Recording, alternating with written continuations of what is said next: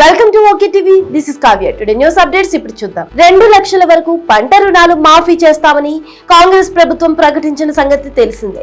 August 15 లోపు రుణాలు మాఫీ చేస్తామని సీఎం రేవంత్ రెడ్డి హామీ ఇచ్చారు. ఈ మేరకు నిధుల సమీకరణపై ప్రభుత్వం దృష్టి సారించింది. మరోవైపు మాఫీ అమలుకు విధి విధానాలపై కసరత్తు చేస్తుంది. అర్హులైన వారికి రుణమాఫీ వర్తింపజేసేందుకు అధికారులు వివిధ ప్రతిపాదనలు సిద్ధం చేస్తున్నారు. మరోవైపు మాఫీ అమలుకు విధి విధానాలపై కసరత్తు చేస్తుంది.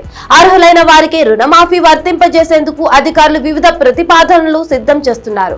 ఎంపీలు, ఎమ్మెల్యేలు, ఎమ్మెల్సీలు, ఇన్కమ్ ట్యాక్స్ చెల్లించేవారు, ఉద్యోగులను దీని నుంచి మినహాయించాలని నిర్ణయం తీసుకున్నట్లు తెలిసింది. పట్టాదారు పాస్బుక్లు, రేషన్ కార్డులను ప్రామాణికంగా తీసుకోవాలని అధికారులు ప్రభుత్వానికి సూచించినట్లు తెలిసింది. పంట రుణాల మాఫీపై ఈ వారంలో కేబినెట్ భేటీ నిర్వహించాలని ప్రభుత్వం యోచిస్తుంది.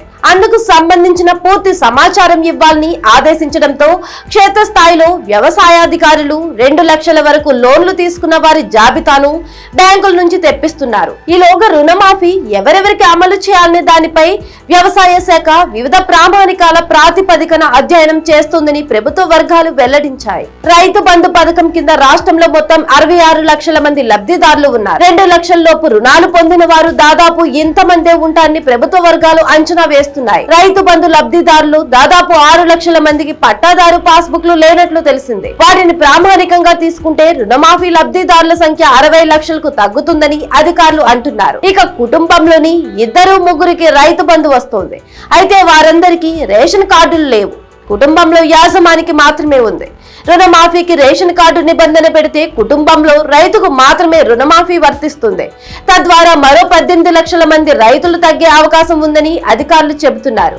ప్రభుత్వ ఉద్యోగులు, ఇన్కమ్ ట్యాక్స్ చెల్లించేవారు, ఎంపీ, ఎమ్మెల్యేలు, ఎమ్మెల్సీలను మినహాయిస్తే మరో 2 లక్షల మంది తగ్గుతారని అంటున్నారు. వీరందరినీ తొలగింపు ద్వారా 40 లక్షల మంది మేరకే రుణమాఫీ పథకం పరిధిలోకి వస్తారని అధికారులు అంచనా వేస్తున్నారు. ఇక 2018 డిసెంబర్ 12 నుంచి తీసుకున్న పంట రుణాలు రెన్యువల్ అయిన వాటికి మాఫీ అమలు చేయాలని యోచిస్తుంది. అందుకు అనుగుణంగా రైతుల వివరాలను సేకరించాలని సూచించింది.